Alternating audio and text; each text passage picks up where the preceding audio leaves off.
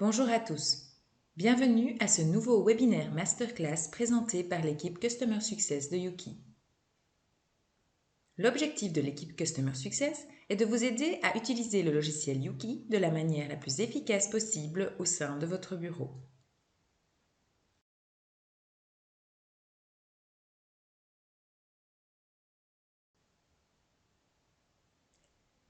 Il y a souvent confusion entre la comptabilité analytique et le module projet dans Yuki. Il existe toutefois une grande différence entre les deux modules. Les projets sont destinés principalement à assurer le suivi de projets. Vous pouvez l'utiliser pour tenir un rapport financier pour chaque projet. Pensez par exemple à une agence événementielle qui organise plusieurs événements par an. Vous pouvez utiliser Yuki Projet pour suivre les résultats de chaque événement séparément. La comptabilité analytique va plus loin. Ici, nous faisons une analyse de certains coûts ou revenus dans une certaine période. Elle n'est pas limitée à un seul projet, mais peut également fonctionner de manière générale. Elle donne à l'entrepreneur un aperçu détaillé de ses résultats. Vous pouvez faire de la comptabilité analytique jusqu'à 2 niveaux en utilisant les dimensions, également connues sous le nom de support de coûts et centre de coûts, afin d'établir des rapports. Dans ce webinaire, nous parlerons de ces deux fonctionnalités et nous vous donnerons un aperçu à l'aide d'une étude de cas détaillée. C'est parti!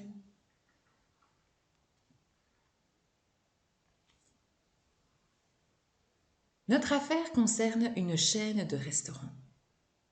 Dans ce cas, cette chaîne possède 3 restaurants en Belgique. Un restaurant à Gand, un restaurant à Anvers et un restaurant à Liège. L'entrepreneur veut suivre les coûts de chaque restaurant séparément dans un rapport clair. Actuellement, il y a une facture pour l'achat de marchandises et 3 transactions bancaires pour le paiement de salaire.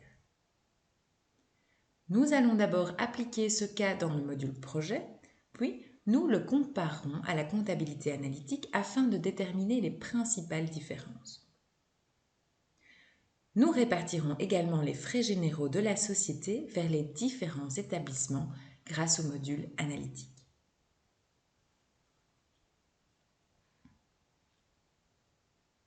Commençons par projet. Attention, la fonctionnalité projet n'est disponible que lorsque l'utilisateur ayant le rôle direction a opté pour un abonnement médium, large ou unlimited. Voyons maintenant comment naviguer dans le domaine. La tuile projet vous permet d'accéder à la vue d'ensemble de tous les projets en cours. En cliquant sur le menu déroulant en haut à gauche, vous pouvez filtrer la vue d'ensemble par projet en cours. Voici tous les projets en cours dans le domaine. Mes projets en cours. Voici tous les projets actuels auxquels vous avez accès en tant qu'utilisateur. Tous les projets. Il s'agit de tous les projets, y compris les projets antérieurs pour ce domaine. Mes projets.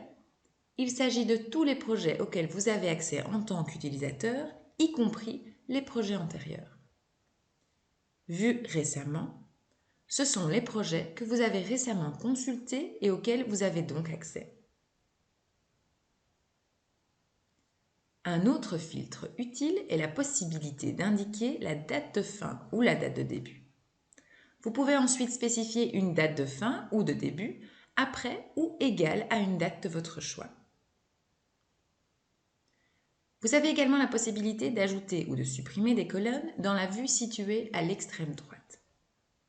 Enfin, vous pouvez utiliser l'icône de téléchargement pour télécharger la liste des projets et l'exporter vers Excel.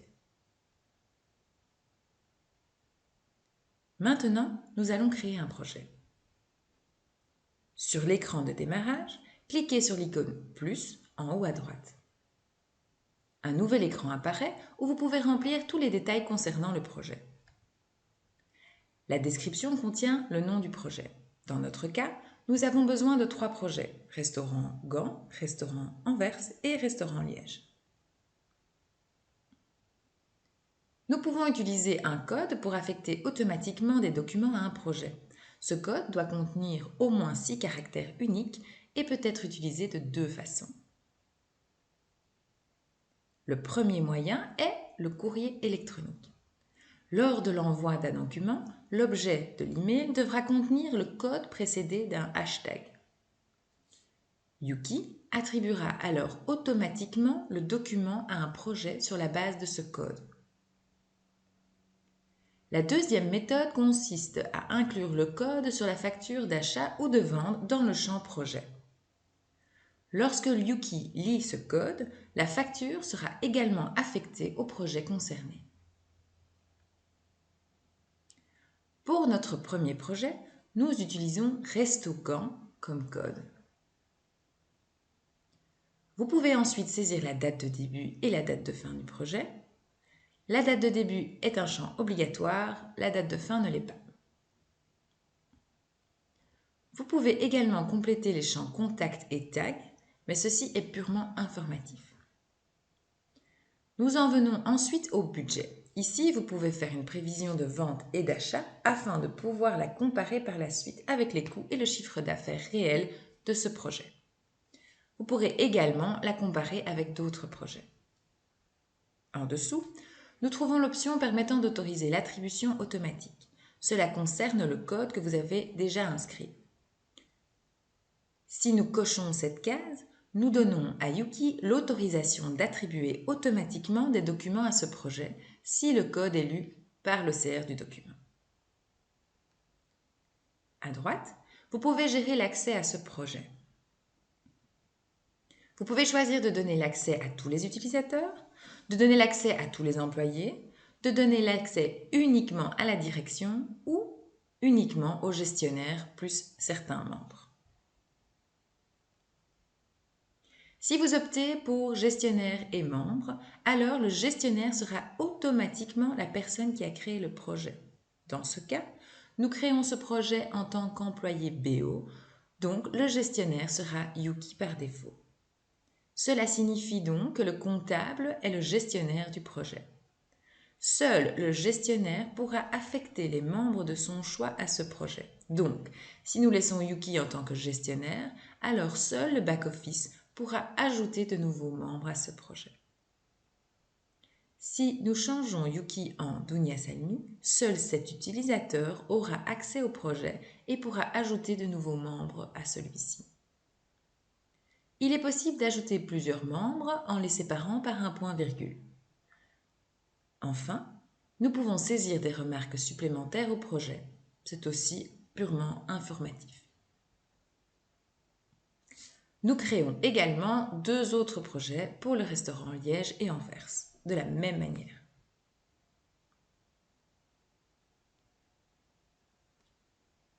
Parlons maintenant de la partie la plus importante pour vous, comptable de Yuki. L'affectation d'une facture à un ou plusieurs projets. Distinguons deux situations. Une situation où le document n'a pas encore été livré dans Yuki et une situation où le document a déjà été téléchargé dans Yuki. Examinons d'abord la situation où le document n'est pas encore dans Yuki et doit encore être téléchargé par le comptable ou l'entrepreneur. Depuis la tuile Projet, nous naviguons vers le projet pour lequel nous voulons délivrer des factures. Dans ce cas, par exemple, Restaurant Gand. En haut, à côté de la poubelle, se trouve l'option Télécharger. Avec cette option, plusieurs documents peuvent être livrés en même temps et ils seront tous liés à ce projet. Vous devez ensuite choisir comment est-ce que vous voulez que le ou les documents soient traités. Soit vous fournissez les documents à Yuki, soit vous les archivez vous-même. Attention, ce n'est que lorsque la première option est choisie que les documents téléchargés entrent dans le flux de travail. La deuxième option est utile pour les documents qui ne sont pas liés à la comptabilité, mais qui doivent néanmoins être liés à ce projet. Pensez par exemple aux contrats qui sont liés à ce projet. Cette méthode est moins efficace que l'envoi de documents par email avec le code du projet. Mais elle peut être utilisée comme une alternative lorsque l'entrepreneur ne veut pas envoyer les factures par email ou lorsque vous scannez vous-même les factures papier. Il est possible d'attribuer des factures déjà traitées à des projets.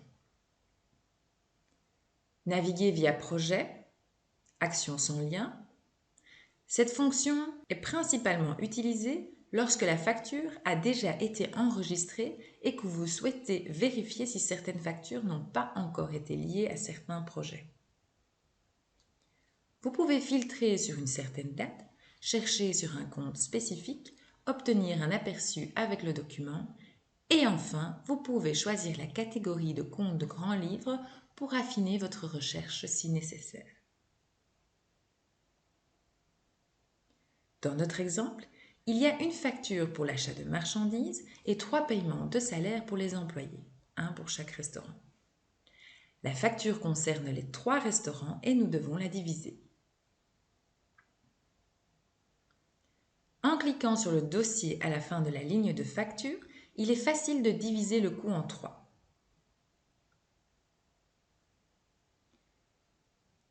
Ensuite, nous lions les différents paiements à leurs projets respectifs sur la base de la description. Voilà, la facture et le paiement ont été liés à leur projet. Nous pouvons maintenant examiner les chiffres.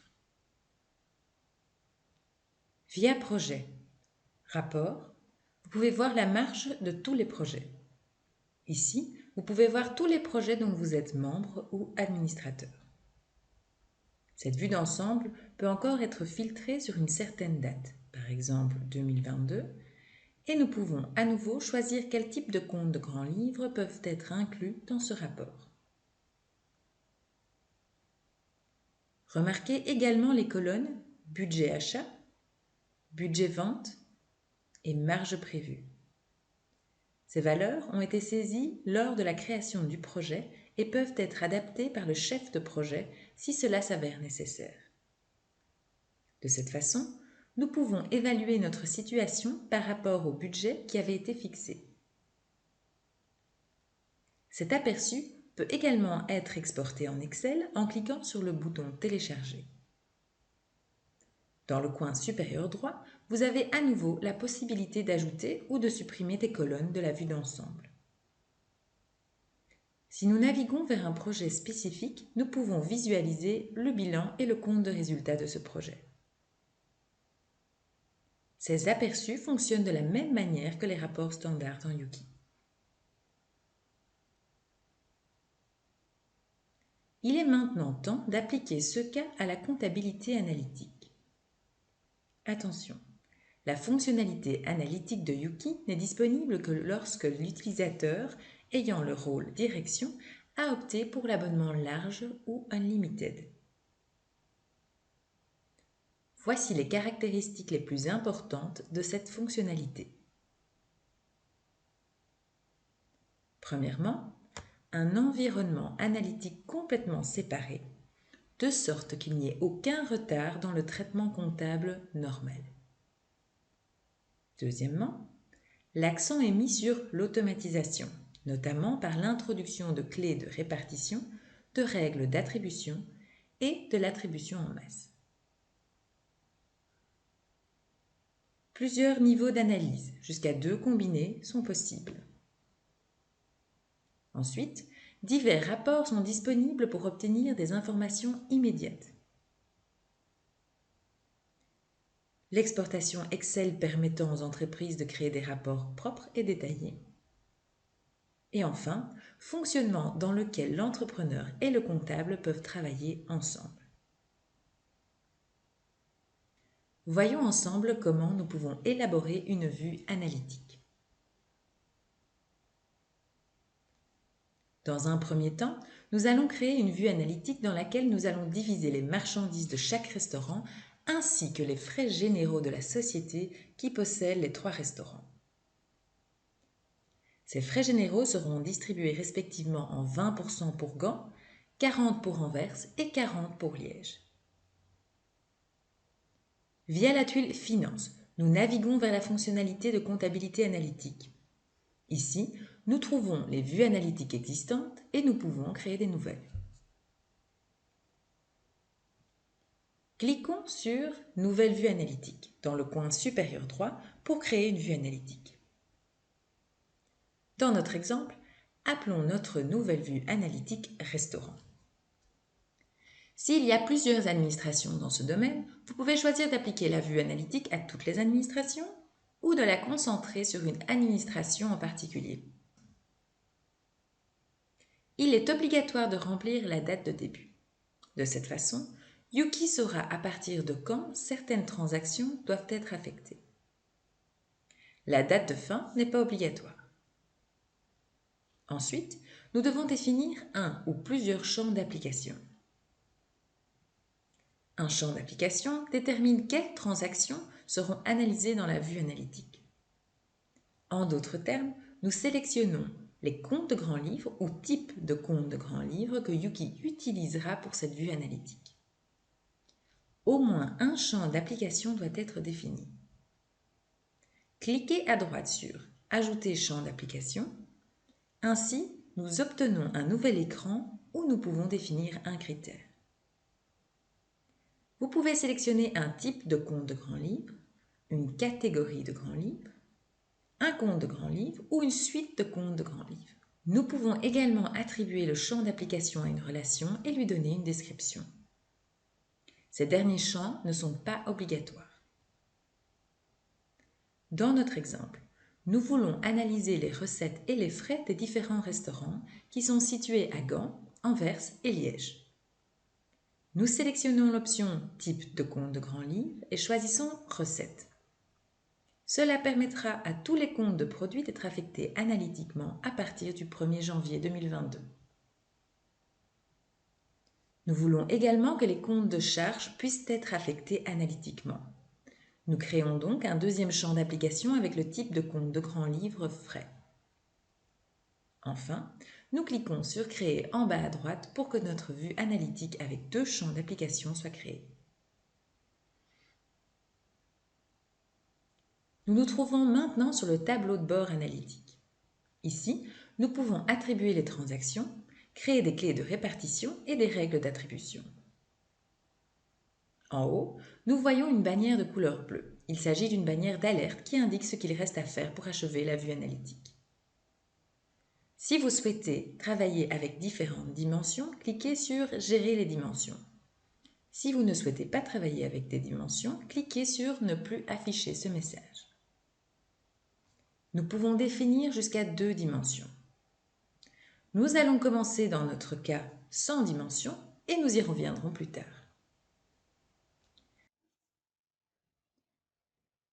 Si nous cliquons sur « Ne plus afficher ce message », la barre d'alerte nous indique qu'il faut commencer à définir des valeurs. Via la tuile Valeurs, nous cliquons sur « Plus valeur analytique » et nous remplissons la description et le code. Dans notre cas, pour notre première valeur, nous prenons Restaurant Gand comme description et nous utilisons Resto Gand comme code. Nous créons une autre valeur via plus nouvelle valeur et là, nous prenons comme description Restaurant Anvers et comme code Resto Anvers. Enfin, une troisième valeur avec Restaurant Liège comme description et Resto Liège comme code.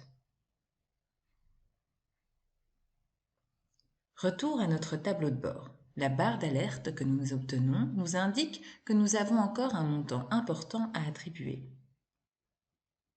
Nous cliquons sur « Transactions assignées » et nous sommes redirigés vers l'écran suivant où nous pouvons attribuer les transactions manuellement. Il est aussi possible de diviser ici les transactions entre les différentes valeurs.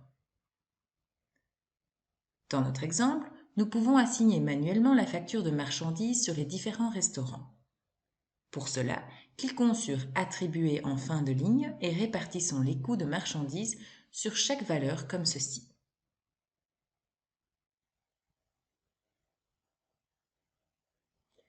Bien entendu, vous pouvez également souhaiter que Yuki répartisse les entrées de certains comptes de grands livres, automatiquement ou non, entre différentes valeurs analytiques. Dans ce cas, nous souhaitons que Yuki répartisse tous les frais généraux liés à la société entre les divers restaurants avec les ratios 40, 40, 20. Pour cela, Nous avons besoin des clés de répartition. Commençons par créer une clé de répartition. Pour cela, nous cliquons sur la tuile des clés de répartition et sur Nouvelle clé de répartition en haut à droite. Nous donnons un nom à la clé de répartition. Choisissons une date de début et commençons à sélectionner les valeurs. Pensez-y comme au numérateur d'une fraction.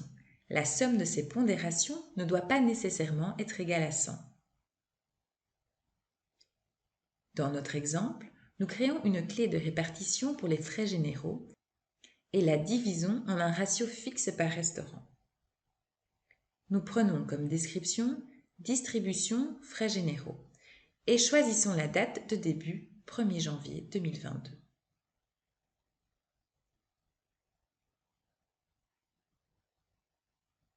Dans cette clé de répartition, je veux ajouter les 3 valeurs analytiques créées et leur donner une pondération qui dépend du ratio restaurant. 20% pour le restaurant Gand, 40% pour celui d'Anvers et celui de Liège. Nous cliquons sur Créer pour sauvegarder cette clé de répartition. La clé de répartition créée peut maintenant être utilisée pour une attribution manuelle ou nous pouvons la configurer comme la sortie d'une règle d'attribution automatique. Yuki ne serait pas Yuki si nous ne proposions pas une option permettant d'automatiser l'attribution des transactions aux valeurs analytiques. Sur le tableau de bord, pour créer une règle d'attribution, cliquez sur la tuile Règle d'attribution, puis sur Nouvelle règle d'attribution. Nous devons choisir au moins un critère d'entrée. Nous définissons ici une règle pour tout ce qui est comptabilisé sur services et biens divers. Ensuite, nous voulons que Yuki utilise la règle d'attribution avec la clé de répartition distribution frais généraux pour allouer automatiquement cette somme aux 3 restaurants sur la base des pondérations définies dans cette clé. Si les entrées sous la rubrique services et biens divers ne doivent être affectées qu'à une seule valeur analytique, vous choisissez Valeur et sélectionnez la valeur sur laquelle Yuki doit se focaliser dans ce cas. Les encodages de services et biens divers seront automatiquement affectés à nos 3 valeurs analytiques à l'aide de la clé de répartition. Mais qu'en est-il des transactions qui ont déjà été enregistrées? Nous devons encore les attribuer manuellement. Heureusement, il est possible d'attribuer en masse. Sur le tableau de bord, cliquez sur « Actions supplémentaires » et choisissez « Attribuer des transactions en masse ». Vous avez la possibilité de sélectionner la période et un mode d'affectation. Vous pouvez soit attribuer toutes les transactions sauf celles attribuées manuellement, ou uniquement les transactions assignées. Ici, nous choisissons la deuxième option, qui n'écrasera pas les transactions analytiques attribuées manuellement. Nous cliquons sur Sauvegarder pour finaliser. Ce processus d'attribution ne prend généralement pas plus d'1 minute. Lorsque nous revenons au tableau, nous constatons que nos 3 valeurs analytiques contiennent des transactions. Maintenant, nous devons ajouter les 3 transactions bancaires de salaire aux valeurs. Nous n'utiliserons pas de pondération pour cela, car elles doivent être liées une à une. Nous cliquons sur Règle d'attribution. Sélectionnons le compte de Grand Livre 62 02 00 pour les salaires des employés et nous remplissons la description Resto Gand salaire. Nous attribuons ensuite la valeur à Restaurant Gand. Nous répétons l'opération pour les restaurants de Liège et d'Anvers.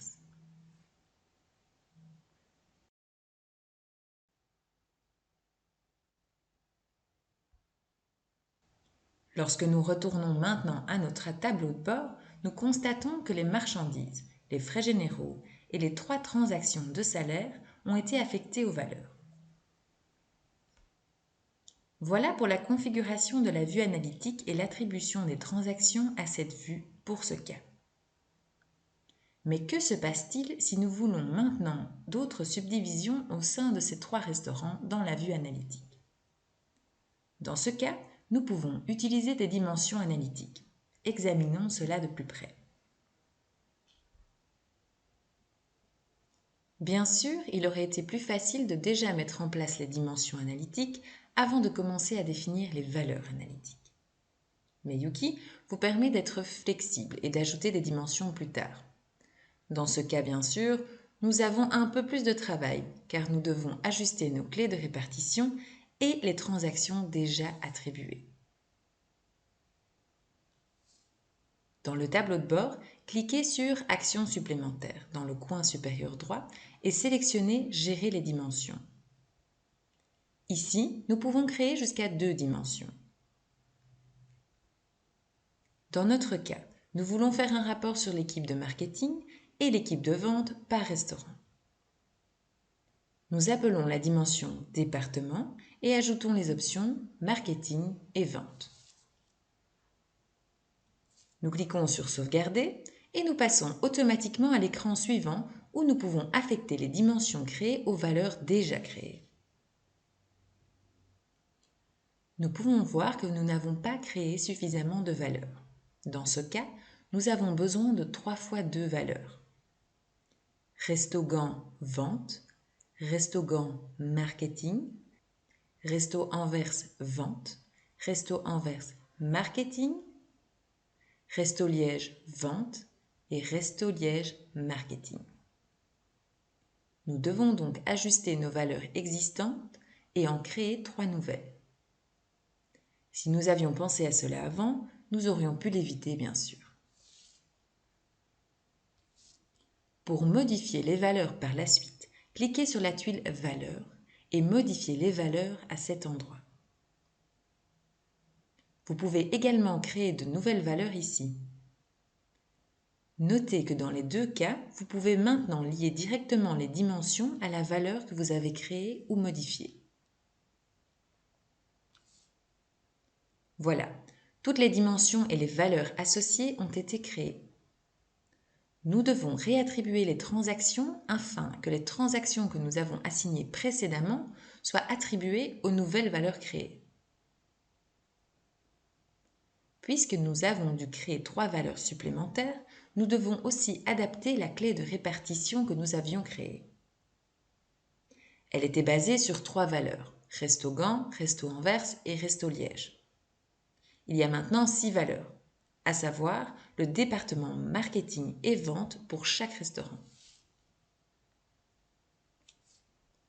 Nous naviguons vers les clés de répartition et cliquons sur « Distribution frais généraux ». Nous créons et adaptons les 3 pondérations supplémentaires. Pour cela, dupliquez les pondérations existantes, ajoutez les nouvelles valeurs ainsi que la part qui leur sera attribuée. Attention, il ne sera pas possible de choisir le 1er janvier car nous avions déjà utilisé cette date dans les pondérations précédentes. Indiquez ici la date du 2 janvier 2022. Ce qui générera automatiquement une date de fin pour les pondérations que nous avions créées initialement. Vous pourrez modifier la date après les avoir supprimées. La clé de répartition a été adaptée aux nouvelles valeurs et dimensions. Maintenant que nous avons modifié la clé de répartition, nous devons à nouveau affecter les transactions en masse. Nous naviguons via le tableau de bord vers « Actions supplémentaires » et cliquons sur Attribuer des transactions en masse. Nous sélectionnons la date du 1 du 1 2022 et la date de fin 31 du 12 2022. Pour le mode d'affectation, nous choisissons maintenant toutes les transactions car nous voulons également réallouer les transactions que nous avions déjà allouées précédemment manuellement.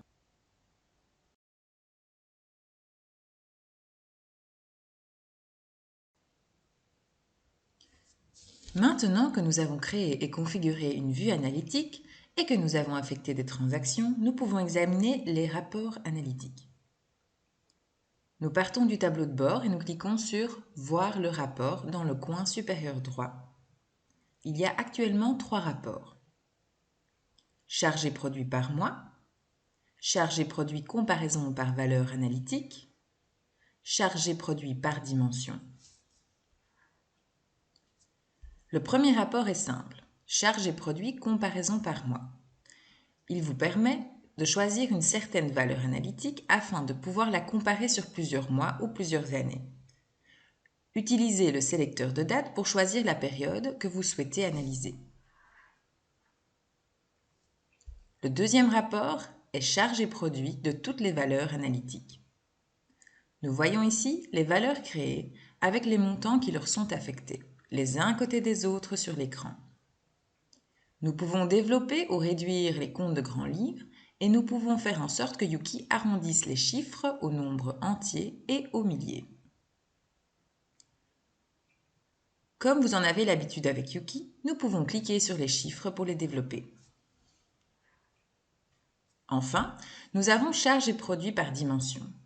Dans ce rapport, toutes les valeurs analytiques sont regroupées selon leurs dimensions respectives et ces dimensions sont affichées côte à côte à des fins de comparaison. Grâce au filtre dimensions, nous pouvons cocher certaines valeurs analytiques pour les inclure dans ce rapport.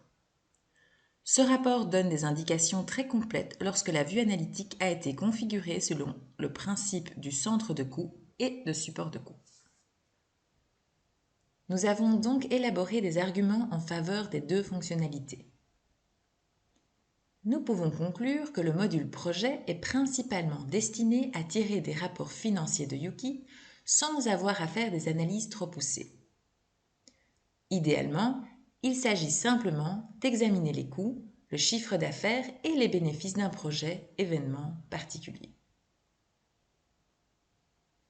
Si vous avez besoin de faire plus d'analyses, comme c'est le cas dans notre dernier exemple, il sera plus intéressant de le faire via la comptabilité analytique. Là, vous pouvez également automatiser beaucoup plus et vous pouvez faire l'analyse de manière beaucoup plus détaillée, de sorte que vous ne regardez pas seulement les coûts et les revenus en général, mais analysez, comparez les résultats à plusieurs niveaux et sur des critères plus spécifiques. Et voilà, nous avons parcouru les deux modules de Yuki en quelques mots, à l'aide d'une étude de cas. Nous savons maintenant quand il est préférable d'utiliser le module projet et quand il est préférable d'utiliser le module comptabilité analytique. Bonne chance et n'hésitez pas à poser toutes vos questions à nos collègues de support. Les commentaires sont toujours les bienvenus. Pour ma part, je vous retrouve bientôt pour un nouveau webinaire masterclass. À bientôt!